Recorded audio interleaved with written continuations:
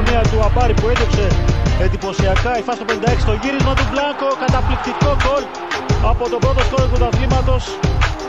Το 19ο γκολ του Μπλάνκο. Προσπάθησε αρχικά ο Λιμπερόπουλος, έδιωξε ο Αμπάρης και στη συνέχεια ο Μπλάνκο με αυτό το γυριστό σουτ.